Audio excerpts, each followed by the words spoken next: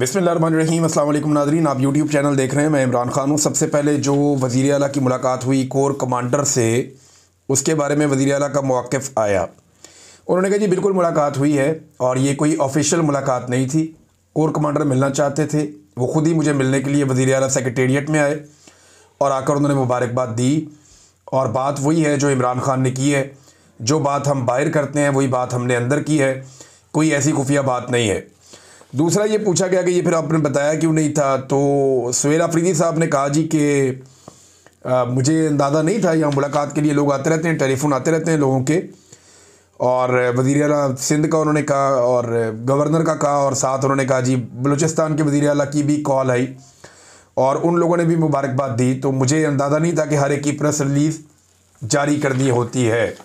लेकिन सुहेल अफरीदी साहब को अब तो अंदाज़ा हो गया होगा कि कोर कमांडर से मुलाकात और बाकियों की टेलीफोन कॉल्स में बड़ा फ़र्क होता है और ये एक जैसी चीज़ें नहीं है।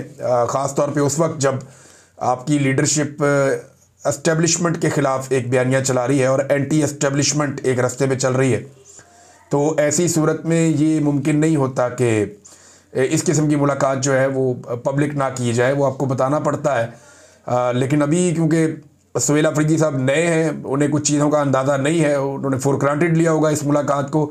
वैसे भी उन्होंने अपने दफ्तर में बुला के मुलाकात की है, तो इससे उनकी इज़्ज़त में और उनके जो ओहदा है उसकी इज़्ज़त में इजाफा हुआ है। मुझे अच्छी तरह याद है, एक दिन ISI का दफ्तर है पंजाब में ना, लाहौर में, CM ऑफिस के साथ। तो ये बात है सन 2010-11 की बात है गालिबन। तो वो जो ISI का दफ्तर है उसके बिल्कुल साथ CM ऑफिस है। एक तरफ चिड़ियाघर है, एक तरफ ISI का दफ्तर है, एक तरफ CM ऑफिस है। यहाँ पे हमारे एक जर्नलिस्ट थे, उनका नाम, बल्कि अभी भी वो वहाँ पे सहाफ़त करते हैं लाहौर में, अरसलान रफ़ीक भट्टी साहब, बहुत बड़ी बड़ी उनकी माशाल्लाह मूछें हैं। उनका झगड़ा हो गया कुछ सिक्योरिटी वालों से, और ये जो सिक्योरिटी वाले थे ये ISI वाले थे। क्योंकि ये तीनों दफ्तर साथ साथ हैं तो इनकी पार्किंग वार्किंग भी एक दूसरे से मिलती जुलती है। तो ये उस तरफ से आ रहे थे, इनका झगड़ा हो गया। अंदर हमें पता चला कि जनाब भट्टी साहब के साथ लोग लड़ रहे हैं, बाहर मार रहे हैं उन्हें। हम सारे बाहर गए, सहाफ़ी, हमने जाके उनको फेंटी लगा दी, वो जो ISI के सिक्योरिटी वाले थे वहाँ पे। कुछ देर के बाद अंदर से काफ़ी सारे बंदे निकल के आ गए, उनका तो अपना पूरा एक सिक्योरिटी का निज़ाम है। वो जनाब हम लोगों को उठा के ले गए ISI के दफ्तर में। उन्होंने हमारे ऊपर तशद्दुद शुरू कर दिया और लड़ाई बढ़ती गई। थोड़ी देर बाद एक अंदर से कोई ISI का ऑफिसर आया, उसने जनाब उनके साथ भी बातचीत की, हमारे साथ बातचीत की। मैंने बाकी जो जर्नलिस्ट हैं उन सब की तरफ देखा, मैंने कहा इससे बात करो। उससे बात की, बहरहाल कुछ सहाफ़ी वगैरह बीच में पड़े, हमें छोड़ दिया उन्होंने। बाद में हम लोग एहतजाज कर रहे थे। वज़ीर आला पंजाब उस वक्त थे शहबाज शरीफ साहब। शहबाज शरीफ साहब ने हमें बुलाया तो हमने बताया जी बाहर सिक्योरिटी वालों ने मारा है सहाफ़ियों को ना। तो इस पर शहबाज शरीफ साहब आग बगूला हो गए, बहुत गुस्से में आ गए। मैं इनको बुलाता हूँ, मैं ये करता हूँ, वो करता हूँ, बहुत गुस्से में ना, धड़ाधड़, जैसे शहबाज शरीफ साहब के मुंह से एक ब्रस्ट निकलता है ना, ऐसे निकला। लेकिन जैसे ही शहबाज शरीफ साहब को एक सहाफ़ी ने बताया कि सर वो ये ISI वाले हैं, तो मियाँ साहब ऐसे ठंडे हुए हैं कि हमें हंसी नहीं रुक रही थी हमारी, बड़ी मुश्किल से हम बाहर आके कितनी देर तक हंसते रहे। मियाँ साहब ने कहा अच्छा वो मैं करूँगा, मैं बात करूँगा, वो ऐसे करके ना गोल मोल करके। तो ये जो सियासतदान होते हैं ना, नॉर्मली ये एक सेक्टर कमांडर से, एक कर्नल से, ये बहुत डरते हैं, बहुत बहुत बुज़दिल होते हैं। लेकिन ये बड़ी बात है कि अपने दफ्तर में कोर कमांडर को कहना कि खुद आओ आकर मिलो, अगर आपने मुबारकबाद देनी है तो मेरा दफ्तर हाजिर है, बड़ी अच्छी बात है।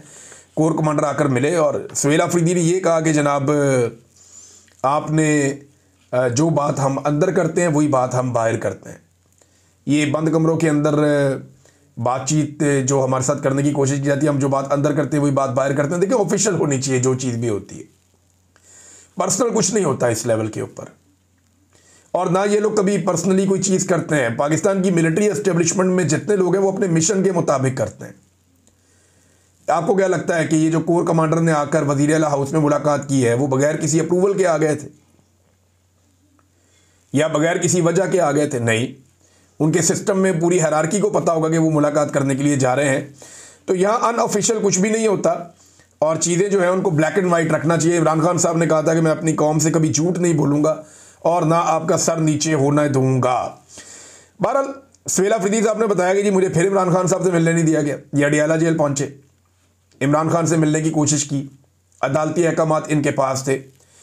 इन्हें फिर इमरान खान साहब से मिलने नहीं दिया गया। ये वज़ीर आला की मुलाकात की एक कोशिश और भी नाकाम हो गई। अब एक सूबा जहाँ पे इस वक्त एस्टेब्लिशमेंट ज़िद कर रही है कि उसके वज़ीर आला को हमने उसके लीडर से नहीं मिलने देना। यहाँ पे अमन व अमान के संजीदा मसाइल हैं, दहशतगर्दी यहाँ पे बढ़ती चली जा रही है, उसे कंट्रोल करने के लिए सूबाई हुकूमत के पास एक क्लियर डायरेक्शन होनी चाहिए और इस हवाले से सुहेल अफरीदी को जाकर इमरान खान साहब से बात करनी पड़ेगी। फिर जनाब गवर्नेंस के इश्यूज़ हैं, उनके तब तक पूरी तरह हल नहीं होंगे जब तक कि वज़रा हलफ नहीं उठाएंगे। अब हमारे जो कई सहाफ़ी हैं, मीडिया के लोग, वो ये कहते हैं जी कि हलफ क्यों नहीं उठा रहे, काबीना क्यों नहीं बना रहे।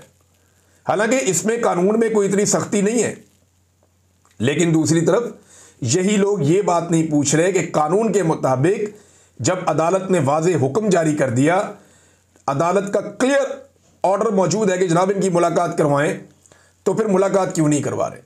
क्या एक सुपरिटेंडेंट ऑफ जेल या बाहर खड़े हुए एक SHO या जेल के अंदर बैठे हुए इमरान खान के बकौल एक कर्नल की इतनी जुर्रत हो सकती है कि वो अदालती ऑर्डर को अपने पैरों तले रोन दे?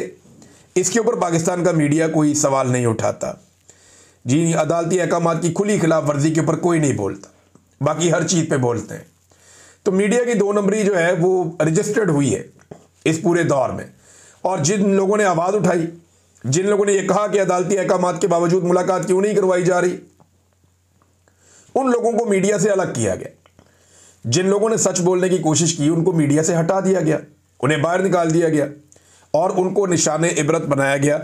ये हम लगातार होता हुआ देख रहे हैं और अब तक देखते ही चले जा रहे हैं। सुहेल अफरीदी ने इमरान खान साहब से मिलकर हासिल क्या करना है, ये बहुत इंपॉर्टेंट है। नंबर 1 तो वो जो इस वक्त दहशतगर्दी के खिलाफ लड़ाई जिस जगह पहुंची है, या ड्रोन हमलों की जो सिचुएशन है, या जितने भी मामलात हैं उनके ऊपर वो डिटेल बात करना चाहते हैं, क्योंकि उन्होंने सारी सिचुएशन इमरान खान साहब को बतानी है कि जी अगर ड्रोन पे आप नॉमिनेट FIR करवाना चाहते हैं तो ड्रोन हमला तो करती है पाकिस्तान की रियासती इदारे। फिर हम एक नई सिचुएशन में होंगे, आप बता दें, और उस पर पुलिस का रद्द अमल भी होगा, पुलिस करती है नहीं करती, वो सारे मामलात हैं। दूसरा यह है कि ऑपरेशन के ऊपर हमने किस तरीके से चलना, मामले को किस तरफ लेकर जाना है, किस तरह का ऑपरेशन हम कोऑपरेशन दे सकते हैं और किस लेवल के ऑपरेशन के अंदर हमें उनको रोकना है। और मिलिट्री ऑपरेशन तो बिल्कुल एक कोई सोल्यूशन तो है नहीं, है तो इमरान खान साहब कहते हैं, तो फिर सोल्यूशन की तरफ किस तरह लेकर जाना है, ये सारी बातें उन्हें इमरान खान साहब से करनी पड़ेगी।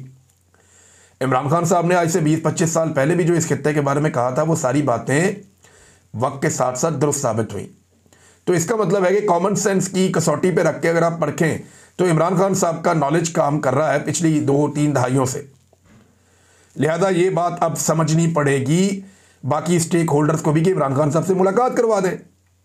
फिर जो इमरान खान साहब की एक एहतजाजी सियासत है कि पाकिस्तान में इंसाफ दिया जाए, मैंडेट चोरी किया, मैंडेट वापस करें, 9 मई की जुडिशल इंक्वायरी करें, 26 नवंबर की जुडिशल इंक्वायरी करें। अब ये जो साने मुरीद के हुआ जिसमें कत्लेआम हुआ, इसकी एक जुडिशल इंक्वायरी करवाई जाए। जबरी तौर पे इंसानों को लापता किया जा रहा, बेशुमार चीज़ें, इमरान खान साहब के लंबे मुतालबात हैं, लेकिन बेसिक चीज़ें मैंने आपके सामने रख दी हैं। अब उस हवाले से जो एहतजाजी तहरीक है वो कब चलेगी, इसमें कुछ लोगों का ये कहना है कि नवंबर का महीना आ रहा है। पिछली मरतबा इन्होंने नवंबर के महीने में कत्लेआम किया था पाकिस्तानियों का, क्या इस मरतबा दोबारा से नवंबर के महीने में एहतजाज करना चाहिए? एक सोच तो ये कि ये बिल्कुल करना चाहिए और दोबारा इस्लामाबाद जाना चाहिए, रास्ते बंद करने चाहिए। अलग अलग किस्म की लोगों की राय है।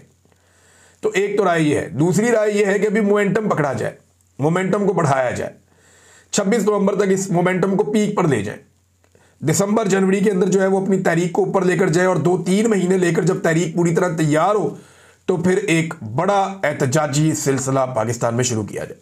ये 2 अलग अलग तरह की राय लोगों की, लेकिन फैसला किसने करना है? फैसला करना है इमरान खान ने। ये बात इमरान खान की बहनों ने भी कही और यही बात उनकी बहनों को भी रोका गया। आज मुलाकात के लिए वो जा रही थी, उनका दिन था। SHO ऐसे पकड़ के रोक लेते हैं। धक्कम पेल भी हुई है वहाँ पे, वो शाहिद खटक को धक्के पड़े हैं, बाकी जो कुछ MPs थे वहाँ पे, कुछ अरकान थे, उनको भी धक्के पड़े हैं। पुलिस जो है वो जाने नहीं दे रही, किसी को भी अडियाला जेल के करीब पटकने नहीं दे रही। तो मुलाकात होना तो दूर की बात है, बाद में जाके सुपरिटेंडेंट ऑफ अडियाला जेल ये कह देता है अदालत में कि जनाब मेरे पास तो कोई आया ही नहीं। भाई वहाँ तक पहुँचेंगे तो आएंगे ना, वो उधर जाने नहीं देता कोई किसी को। तो नाज़रीन, यहाँ पे वज़ीर आला ने भी ये बात की और इमरान खान की बहन ने भी की कि बात तो बाहर आ ही जाएगी। यानी इमरान खान हमें क्या पैगाम देना चाहते हैं, उसका सिर्फ ये तरीका तो नहीं है कि सुहेल अफरीदी की इमरान खान से मुलाकात हो। वो जो लॉन्ग डिस्कशन है वो नहीं हो पाएगी। सुहेल अफरीदी बात नहीं कर पाएंगे, अपने लीडर से मिल नहीं पाएंगे, लेकिन इमरान खान साहब जो कहना चाहते हैं वो तो मामला बाहर आ ही जाएगा। वो किसी भी तरीके से आएगा, वो आ जाएगा। पाकिस्तान तहरीक इंसाफ इतनी गई गुजरी भी नहीं है, और वो ये क्लेम पहले भी करते रहे हैं कि इमरान खान साहब हमें जो बताना चाहते हैं वो हम तक बात पहुंच ही जाती है। नाज़रीन, एक तो ये मामला है कि वज़ीर आला बार बार कोशिश कर रहा है और उसे मिलने नहीं दिया जा रहा। दूसरा मामला, गज़ा में पाकिस्तानी फ़ौजियों की शमूलियत। गज़ा के अंदर एक्चुअली इसको ज़रा समझें थोड़ा सा मामले को, मैं आज आपके सामने इसके तमाम पहलू रख देता हूँ। नंबर एक, गज़ा के अंदर एक फ़ौज जा रही है जो स्टेबलाइजेशन लेकर आएगी।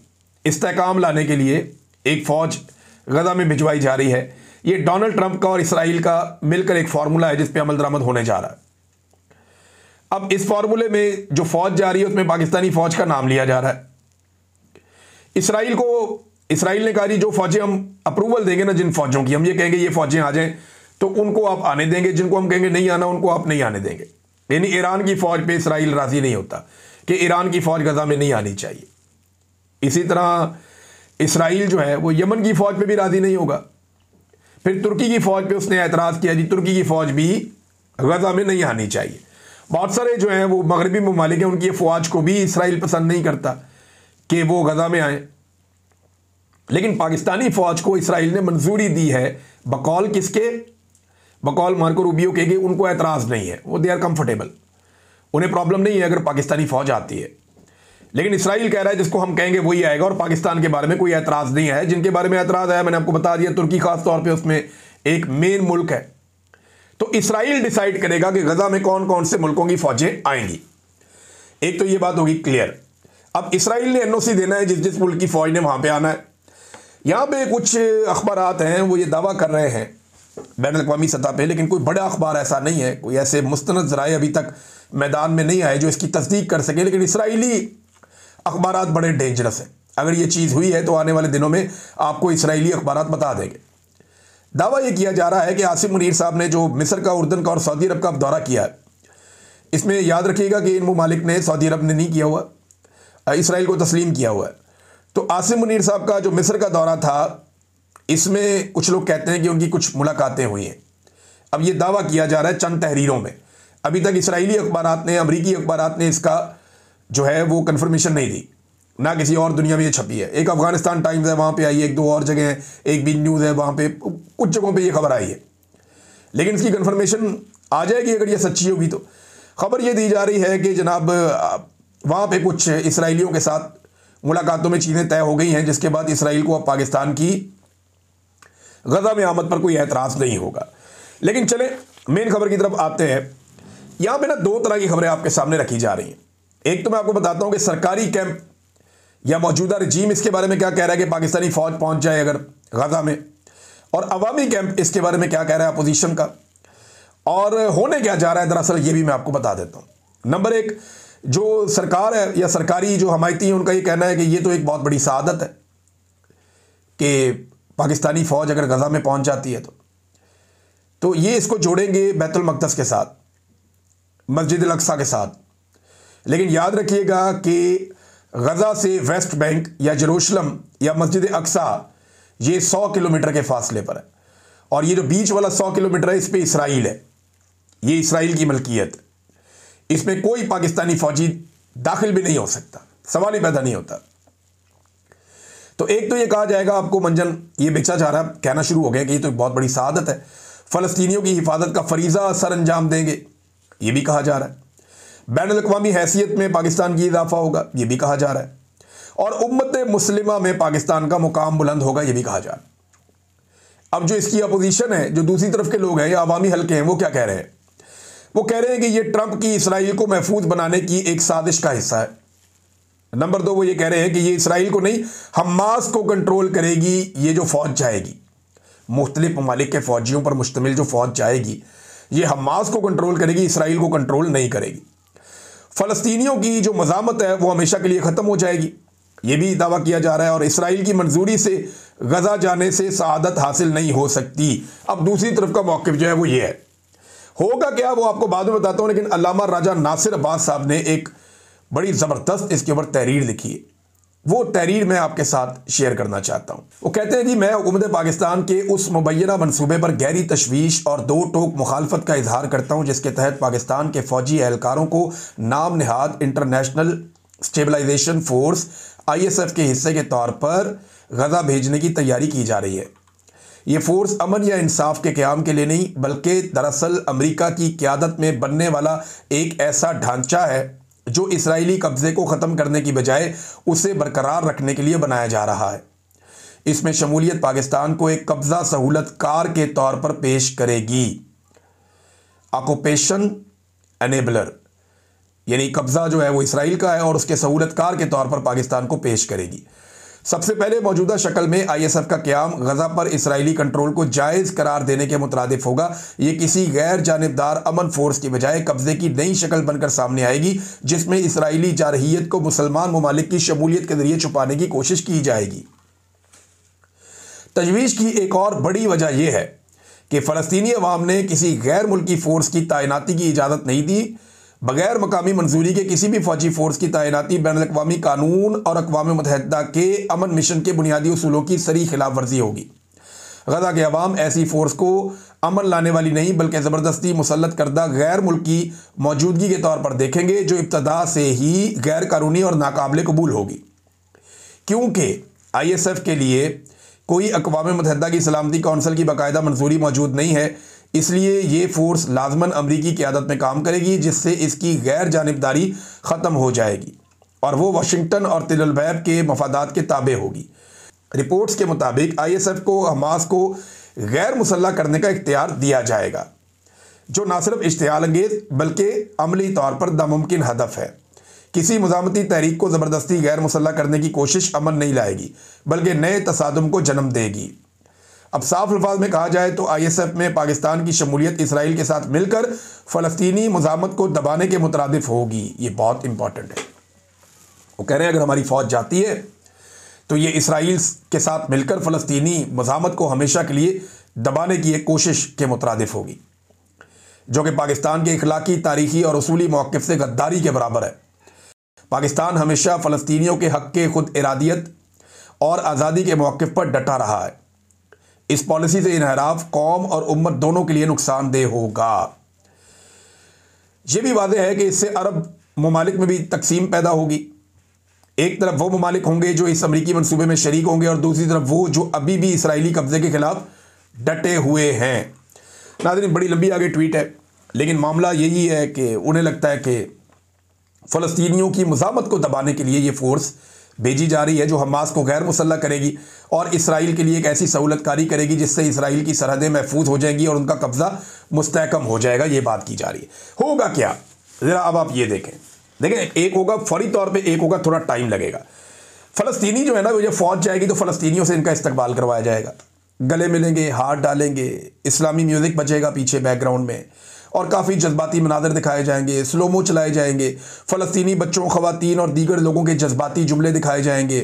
बाकायदा इसके ऊपर एक प्रोडक्शन टीम्स काम करेंगी और ऐसी लाजवाल डॉक्यूमेंट्रीज़ बनेंगी जिसमें बताया जाएगा कि जनाब मुसलमानों की फ़ौज पहुंची फ़लस्तीन में तो लोगों के आंसू निकल आए, लोग बड़े जज्बाती हो गए। अब फ़लस्तीनियों ने मुसलमान फ़ौजों का इंतज़ार किया इतना लंबा अरसा, उन्हें क्या आइडिया था कि वो इस तरह आएंगी, लेकिन वो आ जाएंगी तो उसके बाद उनके जज्बाती मनाज़र तो फिल्माए जाएंगे और जज्बाती मनाज़र फिल्माने के बाद इन ममालिक में भेजे जाएंगे जिनकी फ़ौजें वहाँ पे पहुँचेंगी ताकि वो अपने अपने मुल्क में ये चूरन बेचेंगे, जनाब हम तो फ़लस्तीनियों के हक़ में खड़े हो गए और फ़लस्तीनियों ने हमारा इस्तकबाल किया और कमाल हो गया। शुरू में तो ये सारा कुछ हो जाएगा, कुछ अर्सा ये मामला चल जाएगा, लेकिन ये ज़्यादा मुद्दत तक चलेगा नहीं, क्योंकि जो वहाँ पर बैनुल-अक़वामी मीडिया है या अल जज़ीरा वगैरह, ये आहिस्ता आहिस्ता बताएंगे कि अंदर क्या चल रहा है और फ़लस्तीनी मुज़ामत ख़त्म होती जाएगी और इसराइल का कब्ज़ा मुस्तहकम होता जाएगा। तो ये चीज़ें लंबी नहीं होगी, वक्ती तौर पे अच्छी लगेंगी। ये मनाज़िर भेजे जाएंगे कि जनाब हम ताबा अबद सय्यद तग़य्युर के वली हैं, हम मुस्तफ़वी हैं। इस किस्म के आपको म्यूज़िक सुनने को मिलेंगे और बड़े जज्बाती आपको मनाज़िर देखने को मिलेंगे, लेकिन एक्चुअली ये होगा कि इसराइल को प्रोटेक्शन हो जाएगी हमेशा के लिए हमास के मुकाबले में और फ़लस्तीनियों की जो मज़ामत है अपना मुल्क आज़ाद करवाने की, वो मज़ामत यहाँ पर रुक जाएगी और गज़ा में सिर्फ ये फोर्स जाएगी वेस्ट बैंक में, इसका कोई काम नहीं होगा। अगर तो इनको वेस्ट बैंक में भी जाने दें और पूरा का पूरा जो फ़लस्तीन का वो नक्शा है 1967 वाला वो हो जाए तो बड़ी अच्छी बात है, लेकिन उस पर इसराइल कभी भी राज़ी नहीं होगा। नाज़रीन, एक और बड़ी इंटरेस्टिंग खबर आजकल चल रही है और ये खबर है जनाब कुछ सरकारी अफसरान के हवाले से। ये वो अफसरान हैं जिन्होंने मौजूदा रजीम के कहने पर या एस्टेब्लिशमेंट के कहने के ऊपर लोगों की ऐसी तैसी फेर दी थी, मुकदमात पे मुकदमात बनाए। मुझे भी इन लोगों ने पकड़ा था और मेरे खिलाफ तो इन्होंने बाकायदा प्रेस कॉन्फ्रेंसें की हैं बैठ बैठ के, और मुंह से ये आग के शोले उगल रहे थे। लेकिन अब ये सारे करप्शन में पकड़े गए हैं और इनको उठा लिया था पाकिस्तान की एजेंसियों ने उठा के इनकी फैंटी लगाई है और उसके बाद इनको FIA के हवाले कर दिया है और इनका मुकदमा अब चल रहा है। मामला क्या है, ज़रा इसको गौर करें। मामला ये है कि जब एस्टेब्लिशमेंट काम लेती है ना ब्यूरोक्रेट से, 2 नंबर काम लेती है, तो वो ब्यूरोक्रेट कहते हैं इनके लिए 2 नंबरी हम कर रहे हैं, हम खुद क्यों ना करें। तो पहले वो एस्टेब्लिशमेंट के लिए 2 नंबर एजेंसियों के लिए काम करते हैं, इसको पकड़ो, उसके साथ ज्यादती करो, उसके साथ ज्यादती करो, उसके साथ ज्यादती करो। फिर उन्हें ना ज्यादती करना नॉर्मल लगना शुरू हो जाता है। वो कहते हैं जनाब इसको भी उठाओ, इससे पैसे कमाओ, इससे उठाओ, इससे पैसे कमाओ। जब ये सारे ही मुल्क का नहीं सोच रहे तो हम क्यों सोचें। यही काम 9 मई के बाद पुलिस ने किया था। रियासत ने 9 मई के जाली मुकदमात बनवाए, बेशुमार बंदे उठवा लिए, तो पुलिस ने बेशुमार बंदों से बेशुमार दिहाड़ियां भी लगा ली। जरा वो चेक किया जाए ना कि कहां कहां किस किस को हिस्सा गया, तो आपके रोंगटे खड़े हो जाएंगे। तो अब एजेंसियां जनाब वो गोलियों से मट्टी झाड़नी कि जनाब हमने ये बंदे पकड़ लिए, इन बंदों को यहां तक पहुंचाया भी एजेंसियों ने, इनसे गलत काम लिया, फिर इन्होंने अपने लिए गलत काम करना शुरू कर दिया। ये बेशर्मी के रास्ते पे चल पड़े और अब ये लोग जनाब गिरफ्तार हो गए। तो इसी तरह पुलिस को जरा चेक करें, पंजाब पुलिस को, किस किस ने 9 मई के मामले पे कितनी कितनी दिहाड़ी लगाई और किसने किस किस तरह लोगों को लूटा। ये सारा मामला आपके सामने आ जाएगा। बहरहाल ये मामला चलता रहेगा, इसके ऊपर फिर बात करेंगे। तहरीक लब्बैक बिल्कुल ही गायब है, कोई बंदा ही नहीं मिलता उनका, ना कोई बात करने के लिए, ना कोई बात सुनने के लिए। बातें इनकी बहुत बड़ी बड़ी थी, सारे के सारे गायब हो गए। जितने इनके बड़े बड़े उलमा इकराम है, मुफ्ती मुनीब और बाकी लटरम पटम, सारे ही गायब हैं। कोई बंदा बात करने के लिए, बात सुनने के लिए तैयार ही नहीं है। सफ़ा हस्ती से ख़त्म हो गई तहरीक लब्बैक पूरी की पूरी। तो ये जनाब टोटल औकात थी। ये बातें बहुत बड़ी बड़ी और एक सानिया हुआ और उसके बाद पार्टी ख़त्म, कोई बात ही नहीं कर रहा। हुआ इनके साथ बहुत बड़ा जुल्म है, बहुत बड़ी ज्यादती है, बहुत बड़ा जबर इनके साथ हुआ है, इसकी किसी किस्म की कोई गुंजाइश नहीं है। लेकिन जो कुछ इन्होंने एस्टेब्लिशमेंट के साथ मिलकर किया, पाकिस्तान के साथ या पाकिस्तानियों के साथ, ये देखिए अब उन्हीं के साथ हो गया।